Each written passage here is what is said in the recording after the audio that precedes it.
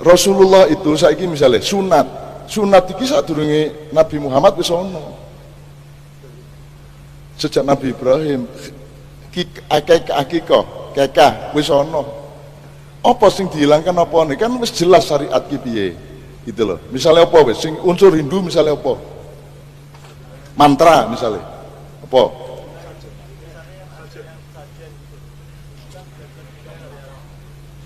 Kenapa sesajen menentang syariat? Siapa yang bilang sesajen itu menyembah selain Allah? Wong itu menghormati aja kok. Siapa bilang nek jaran kepang ki nyembah setan ki sapa? Sapa sing ngarani nek kowe gawe sesaji kuwi nyembah dudu Gusti Allah ki sapa sing ngarani kuwi? Ana lho wong main jaran kepang kowe kok nyembah setan. Lho, kula mboten ngertos ya kok jenengan malah ngertos kula nyembah setan. Berarti senengan sing ngertos setan ngono. Ana wong jaran kepangan mangan beling dinusoni kuwi ngopo kuwi serek kuwi mangan beling. Kowe iki wis rangkeki sego. Ambok kowe ngekeki sego ben ora mangan beling. Wong ki enake dhewe wae wis ora ngewangi, ngacat kan gitu. Siapa bilang sesaji itu menyembah selain Allah? Siapa bilang merti desa, ruwat desa itu menyembah selain Allah? Itu menghormati ciptaan Allah. Kan Allah malu biniyah, kenduren, syukuran. Siapa bilang ulang tahun tidak boleh? Allah mengulang tahun Nabi Isa. Baca surat Maryam. Nabi Isa sendiri mengulang tahun dirinya. Salamun alayya yauma wulidtu wa yauma amutu wa yauma ub'atsu hayya. Jadi Nabi Isa mengatakan selamat kepadaku atas kelahiranku dan atas kematianku dan atas kebangkitanku. Terus Nabi Isa nyanyi dewe happy birthday to you. Kowe ora tau ngerti to kowe. Ojo gampang-gampang ngarani to mbok husnudzon wae ya wis wong kowe ora nglarani sapa-sapa, wong kowe iki ora merusak apa-apa, muga-muga diterima Allah. Mbok ngono wae sikap hidup itu. Gitu loh. Teman-teman Syiah saja saya bilang, kenapa sih kamu dendam terus? Memang ada salahnya Abu Bakar As-Siddiq, ada salahnya Umar, ada salahnya Isa. Semua orang bersalah selain Rasulullah. Mbok sudah dimaafkan sekarang. Mbok saiki bareng-bareng Rasiah Rasuni bareng Islami Kanjeng Nabi persis kaya Kanjeng Nabi mbiyen mbok ngono wae. Ngopo to ndadak gawe sing ora-ora iki? Ngono lho. Kok iso nyimpulke kuwi nyembah setan iki piye ceritane? Berarti kowe ngerti setan. Lah ya ndak. Jadi jangan Anda kan jarene to. Nah, Anda harus merdeka dari jarene iku. Kowe kudu duwe pikiran dhewe, kudu duwe akal dhewe. La dina liman la aklalahu, benar ya? Tidak ada agama bagi manusia yang tidak menggunakan akalnya. Gitu ya, kayak wis. Jadi aku ora nentang sapa-sapa. Aku iki supaya Anda otentik dengan pilihanmu sendiri sebab kowe engko ngomong ngono kuwi, kowe engko diadili karo malaikat, karo Gusti Allah. Kowe kok ngarani ngono? Lah kok jarene ustaz.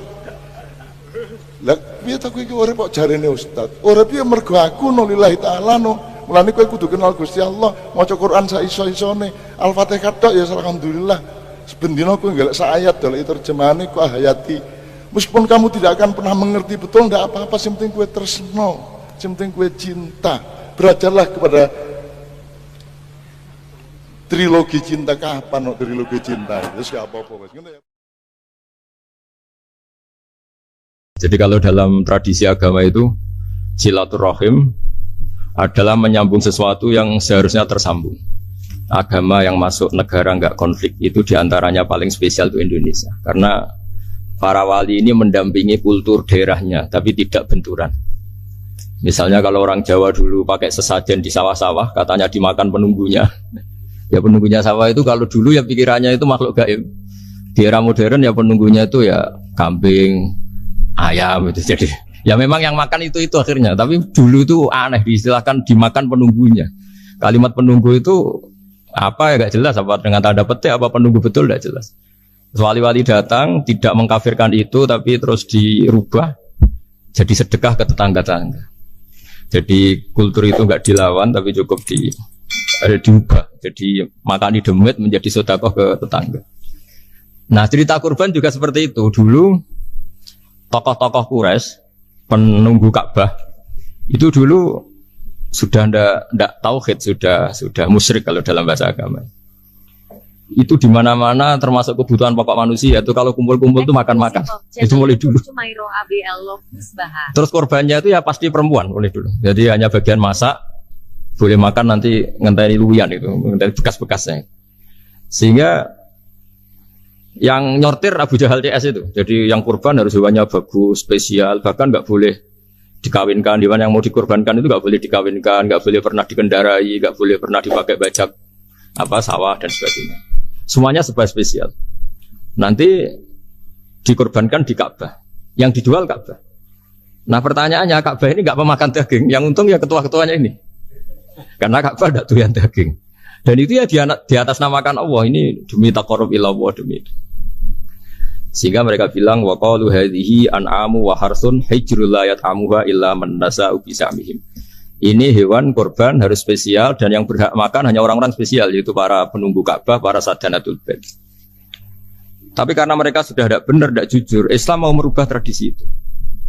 Tapi kalau tradisi itu dirubah, maka Islam akan terkenal pelit karena dari acara makan-makan menjadi tidak ada makan-makan. Jadi kadang kebenaran itu harus diganti dengan sesuatu yang tidak ekstrim karena tadi dari acara makan-makan menjadi sama sekali nggak makan-makan. Maka terus diganti oleh Islam dengan kalimat udhiyah, dengan kata kurban. Nah, kenapa itu harus terjadi? Karena kurban itu sebetulnya syariatnya Nabi Ibrahim, di mana orang Mekah itu memang turunan Nabi Ibrahim. Sehingga sisa-sisa makan-makannya masih. Cuma mulai ada melenceng, ada sesajen, ada khurafat, ada bid'ah. Kemudian itu mulai masalah. Terus Rasulullah Muhammad SAW datang ingin benahi itu. Tapi yang dibenahi adalah menghilangkan kemusyrikannya, bukan makan-makannya. Akhirnya diganti oleh udhiyah. Nah, kenapa ada kurban? Kalau dalam banyak literatur, Nabi Ibrahim alaihissalam itu Nabi yang paling dengan tanda kutip mengklaim kalau beliau itu orang paling sayang kepada Allah, paling dekat kepada Allah. Gak ada yang dicintai selain Allah.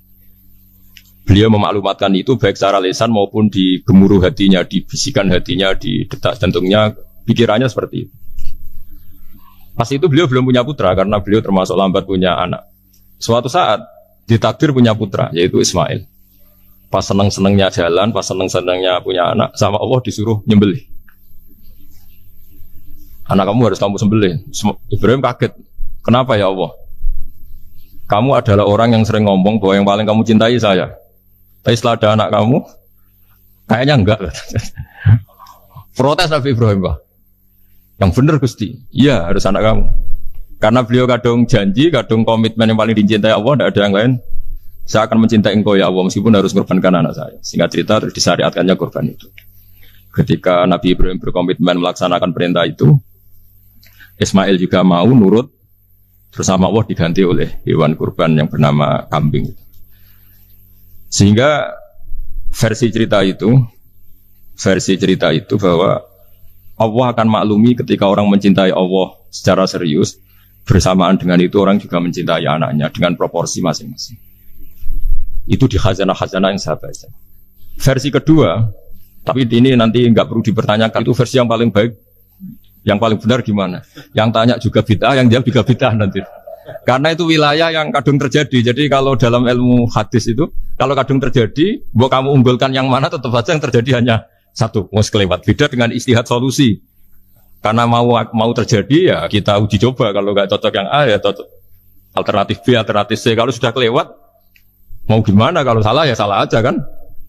Versi kedua begini. Semoga versi kedua ini yang benar. Kalau ini benar, keren.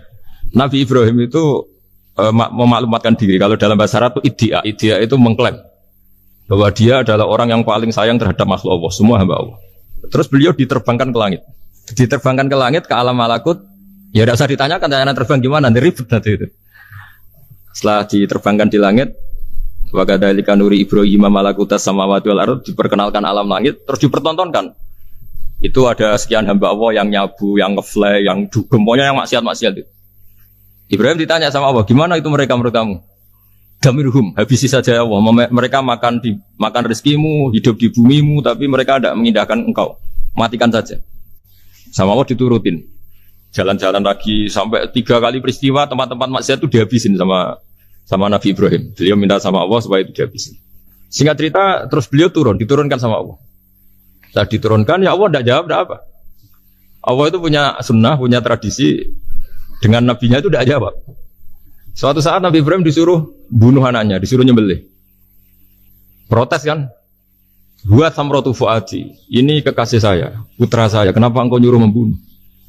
Terus kata Allah, kamu udah ingat di malam kamu saya mi'rajkan melihat hamba-hambaku dan itu yang bikin aku dan saya cinta sama mereka yang bikin saya. Kamu enak saja minta dibunuh. Sengkirian gantian saya yang minta kamu udah nurutin gitu. Kamu pas minta saya tidak tak pikir langsung tak turutin. Kenapa saya yang sekarang minta kamu mikir? Gitu. Tapi buat samrotu fuadi itu buah hati saya. Dan memangnya makhluk-makhluk itu makhluk siapa? Saya yang bikin. Kamu enak saja nyuruh bunuh. Nah semenjak itu jadi kearifan kita. Makanya ada guyonan di dunia kiai itu ada anak perempuan kan nggak lazim ya perempuan pakai GL Pro kalau dulu mungkin sekarang pakai Ninja pakai celana jin. Sopo wong luput suwo itu. Siapa itu perempuan kok gitu? Nu ponakane jenengan Mbah astagfirullah, muga-muga pangeran nyepuro. Jadi langsung rubah dari maksudkan menjadi ndak karena keluarga. Nah, jangan-jangan kebencian kita pada maksiat itu oke, kita wajib benci maksiat, tapi tetap ada catatannya. Plus yang maksiat itu tidak orang yang terkait dengan kita. Coba kalau yang maksiat itu orang yang terkait dengan kita, itu anak kita, ponakan kita, mungkin istri kita, paling mintanya ya Allah ampuni. Sama-sama maksiat, yang satu minta dihabisin, yang satu kita minta diampuni. Fair gak kita sebagai manusia? Tidak fair. Tidak fair. Makanya kalau ada guyonan, ada supir salah dimarahin, pasti supir ini belum pegang rahasia. Tapi kalau sudah pegang kartu, si majikannya punya apalah gitu, simpanan gitu, wah ini pegang. Berani, marah gak? Jadi itu guyonan kiai. Makanya jadi manusia itu gak pernah adil sebenarnya. Makanya Allah pernah mensifati manusia itu wa kanal insanu zaluman jahula. Manusia itu sangat zalim dan sangat bodoh. Kalau misalnya jenengan tanya, orang soleh pun itu gimana? Orang soleh asal manusia tidak nabi, itu ya mesti ada zalimnya. Makanya kalau dalam kitab Hikam diterangkan, kitab Hikam itu kitab yang olah manusia. Itu menyebut begini, manusia itu siapa? Dijawab, manusia itu mangkanat mahasinuhu masawiyah. Orang yang ketika baik saja salah, apalagi ketika salah. Kita misalnya punya toko laris ya, doanya mustajab laris, pembelinya banyak, kualitasnya bagus. Pasti ada toko sekeliling yang megap-megap karena orang sekarang ke kamu kan. Sehingga orang supaya terus merasa salah. Robbana dzulamna anfusana. Meskipun kita sedang benar pun, saya termasuk kiai yang kalau ngelepas haji, mungkin yang haji itu mangkel. Karena saya tidak pernah muji-muji haji, meskipun saya melepas orang haji. Umumnya kiai kalau ada orang haji kan dilepas haji mabrur, tidak ada lain balasan kecuali surga. Saya itu karena pernah kecil, pernah dengerin masyarakat. Itu ngenes ketika si kiai pidato tadi ternyata ngenes. Ngenesnya seakan-akan surga itu hanya milik yang haji. Mana koyo kula sepudi Gus wong kula ora kelar kaji. Semenjak itu setelah saya jadi kiai ya dendam juga. Akhirnya setelah saya jadi kiai kalau ngaji orang yang haji mabrur balasannya surga, orang yang fakir sabar juga surga, orang yang sering dimarahin istri juga surga. Kata pokoknya surga terus. Sampai yang mau haji itu, Gus, gimana kok bahas kita kok sama dengan mereka? Ya karena saya ada ulama pesanan kata gitu. Jadi artinya gini, ketika Anda muji ibadah haji, jangan kira yang ngenes tidak banyak, yang ngeluh juga banyak, karena mereka ada takdir gak mampu haji. Itu hebatnya Islam. Islam juga datang dengan solusi-solusi. Misalnya Jumatan itu hajinya orang miskin, orang yang ingat Allah mulai subuh sampai matahari terbit juga sama dengan umroh. Jadi karena tidak semua orang itu mampu haji. Jadi itu Islam. Nabi Ibrahim diperingatkan Allah bahwa tidak seperti itu cara mengelola hambaku. Nah Islam ini kata Allah anit tabi' millata Ibrahim hanifah. Referensinya Islam, mentornya Islam itu Nabi Ibrahim. Sehingga kita alhamdulillah punya sejarah wali songo. Saya punya orang tua di Nur Salim itu sayang sekali sama umat, Mbah Mun juga gitu. Karena memang agama ini itu kalau masalah kebenaran itu serius, tapi di balik kebenaran ini yang perlu dicatat oleh semua yang mencintai agama ini, bahwa Allah itu tidak butuh taat kita. Dan Allah tidak akan gagal sebagai Tuhan karena maksiat kita. La tanfa'uhu ta'atuhum wa la tadurruhu maksiatuhum. Allah tidak akan ngefek ketika semua orang taat ya gak ngefek, semua orang maksiat juga gak ngefek. Karena Allah ini zat yang punya eksistensi sejati, sehingga hubungan kita dengan Allah itu gak ngefek ke Allah, tapi ke kita sendiri. Sehingga mereka lebih rileks karena gak merasa harus mati-matian bela Allah. Allah tetap Al-Qayyum, zat yang bisa berdiri sendiri. Sehingga di kitab-kitab itu ada bab namanya Mizahun Nabi, guyonan-guyonan Nabi. Itu ada babnya sampai di kitab Ihya masyhur itu. Suatu saat ada orang sepuh sowan ke Nabi, karena sudah sepuh, beliau pamit, kira-kira jam segini pamit, ya Rasulullah saya mau pulang karena nanti kemalaman. Karena beliau jalan kaki yang orang sebut. Kata Nabi, ya tenang saja di sini. Nanti uang kamu udah jalan kaki. La ahmilan naki alab dinnakoh. Nanti kamu tak naikkan anaknya unta. Pikirannya orang sebut tadi namanya anak unta itu ya kecil. Wa ma fa'altu biminako. Apa yang bisa saya lakukan dengan anak unta? Sudah, tenang saja. Setelah beliau ngaji lama, ya dikasih unta tua itu. Silakan kamu bawa unta saya ini. Ini kan unta tua, ada anak unta. Ya meskipun tua ya anaknya unta. Jadi agama itu rileks. Nabi Ibrahim itu pernah minta supaya nyawanya itu diperpanjang karena beliau umumnya orang itu kan ingin nyawa panjang, ingin umurnya panjang. Allah tidak jawab, gak apa. Suatu saat ada tamu, orangnya itu sepuh sekali. Nabi Ibrahim karena orang yang sangat menghormati tamu dikasih kurma, apa itu? Anggur. Itu setiap dimakan dikunyah meler lagi keluar. Karena sudah sepuh, nggak ada giginya, dikunyah keluar lagi. Itu jawabnya Nabi Ibrahim, ya Allah, masuk lagi ke kamar, sholat lagi, mengcancel doa panjang umur. Katanya Ibrahim, oh jenengan jawab toh. Artinya kalau ingin tua sekali ya nasib kamu kayak itu gitu. Jadi karena beliau tahu itu jawaban terus masuk kamar, oh jawab terus jenengan terus membatalkan doanya. Itu Nabi Ibrahim. Kalau orang sekarang enggak, dongo ngarani, ya tua ya tetap sehat. Karena doa itu kalau enggak diperjelas itu ya repot. Ini cerita supaya kita berislam itu teriak. Saya Mbah Mun itu meskipun kiai top, senengannya dia guyon bapak saya. Tapi guyon itu ada yang wajib. Saya dulu itu janggal. Nuduh zina itu dosanya besar sekali. Saya ulang lagi, nuduh orang lain zina itu dosanya besar sekali. Disebut bab qadzaf. Saya pernah menjumpai 3 kiai besar 3 kiai besar. Dia top semua. Di majelis itu ada gosip bahwa si A itu punya selingkuhan sama Sri misalnya atau siapa lah. Kalau di Arab itu senengannya pakai Salma. Laila Majnun Salma. Kalau di Jawa itu kasihan kurbannya itu. Ya, tapi itu contoh saja. Itu si Kiai 3 tadi gak ngefek, malah tanya gini, loh apa perempuannya cantik? Wah, cantik sekali Mbak. Cantiknya sampai kayak apa? Malah bicara cantiknya perempuan. Saya itu ya pertama iskal. Ini Kiai kok bakas orang apa? Cantik.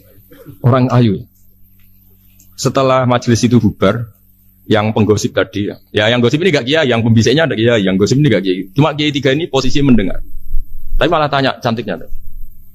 Singkat cerita setelah orang itu pulang bilang gini, itu kalau saya bilang iya dengan gosip itu, saya ikut qadzaf, saya ikut menuduh orang lain zina. Itu dosa besar. Selain itu saya kiai, kalau saya bilang iya dianggap membenarkan. Maka untuk mengalihkan gak bicara nuduh, jadi guyon tadi. Jadi guyonnya itu, karena kalau kita tadi bilang iya, artinya mengiyakan. Dan itu artinya qadzaf, punya dosa besar karena nuduh orang lain zina. Diperparah dia kayak besar kan orang menjadi percaya karena yang ngomong bukan penggosip lagi tapi ya maka dialihkan loh ayo nucung sampai segitunya kearifan sehingga dulu ketika Ma'is itu seorang sahabat yang pernah salah besar itu Nabi ketika beliau ada gosip salah gitu ya Nabi masih jangan-jangan kamu hanya mimpi cung jangan-jangan kamu hanya megang tapi tidak sampai zina. Sampai terakhir Nabi tanya, Afi aklikase, jangan-jangan otak kamu sudah agak error. Saking tidak inginnya Nabi mempercayai hal-hal seperti itu. Nah problem kita di zaman sekarang justru kadang nyari-nyari supaya tahu buktinya. Yang dulu para orang soleh menghindari bukti itu supaya nggak suudzon. Sekarang orang mencari-cari bukti. Padahal itu dilarang. Wala tajassasu, orang nggak boleh mencari-cari kesalahan orang lain. Nah itu kearifan-kearifan yang saya dapatkan dari Bapak, dari Mbah Mun, dari Pak Zaini, dari Pak Gures. Mereka orang-orang yang luar biasa, menghindari ngomong penting. Sekarang itu orang banyak yang sering ngomong penting. Sebenarnya itu malah salah. Karena kalau ngomong penting itu vonis terhadap orang lain. Tapi kalau kamu rileks, tidak. Nabi dulu itu rileks sekali. Ketika beliau ngaji gini, terus ada pemuda lewat bawa cangkul, mengabaikan pengajian Rasulullah. Banyak sahabat bilang, celaka orang itu ada Nabi ngaji kok tidak ikut. Jawabannya Nabi unik. Jangan-jangan dia punya keluarga yang harus kerja. Dan kalau harus kerja untuk nafkah keluarganya itu juga ibadah. Itu ya sunnah saya. Jadi Nabi rileks saja, tidak tersinggung, tidak. Nah, kenapa kita butuh rileks? Karena kebenaran sekali dipaksakan itu jadinya benturan. Dan itu wali-wali Songo itu dulu sudah berpikir seperti itu. Sehingga Pak Zaini yang sering ngendikan sama saya, kita ini bisanya mengikuti Mas Bah, kalau manggil saya Mas, tidak bisa benturan.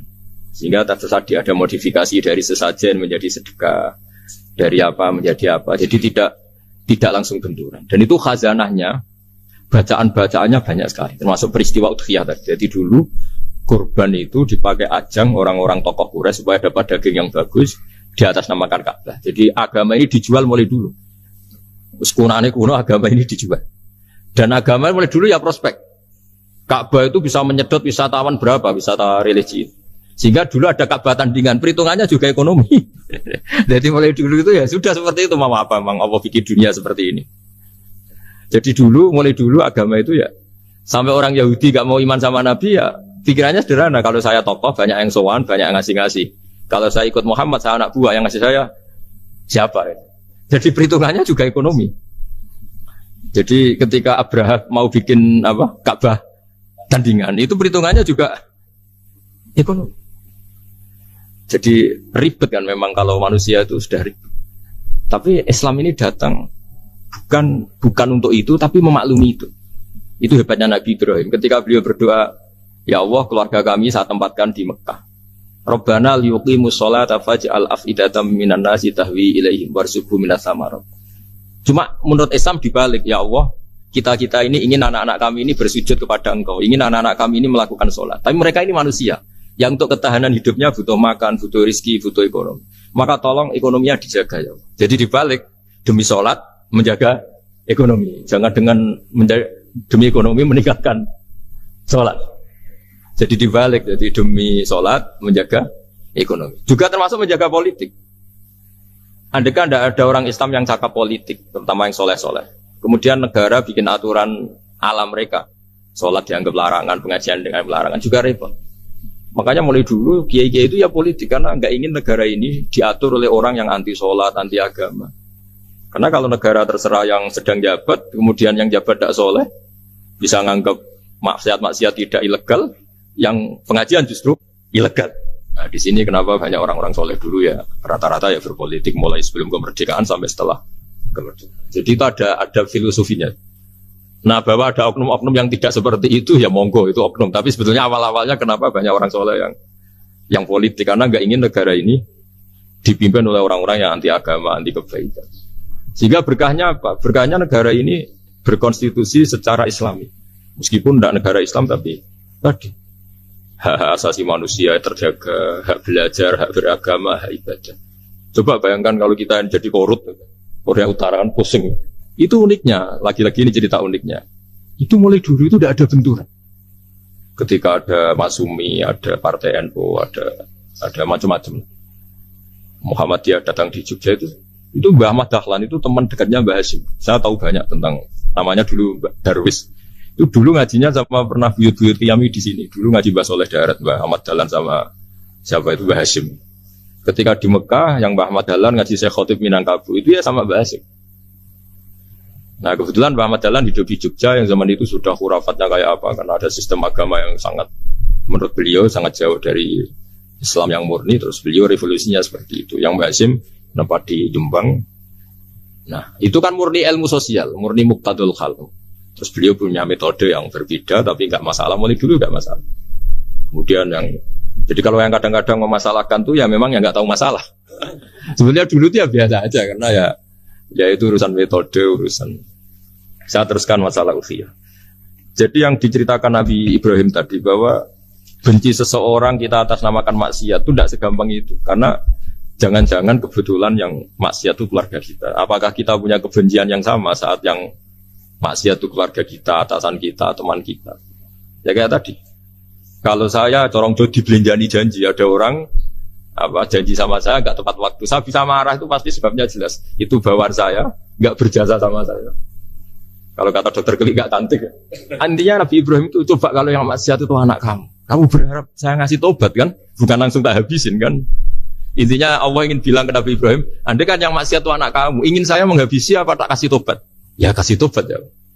Ya seperti itu saya yang bikin. Maka di Al-Azhar sana, kalau cerita orang-orang alim itu masyhur.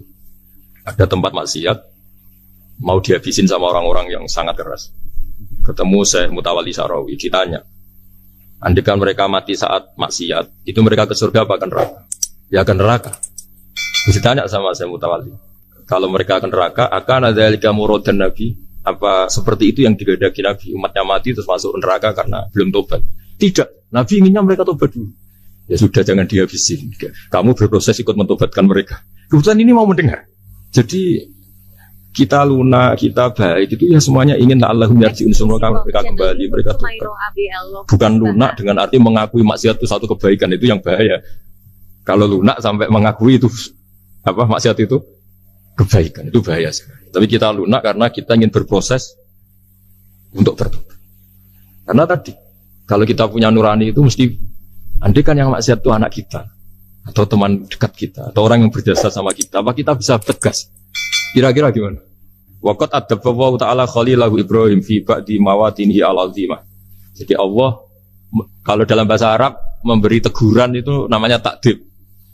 Makanya kalau orang nakal itu, kalau orang Jawa bilang kurang ajar. Sebenarnya ajar itu kan tahun ajaran baru. Ajar itu kan barang baik.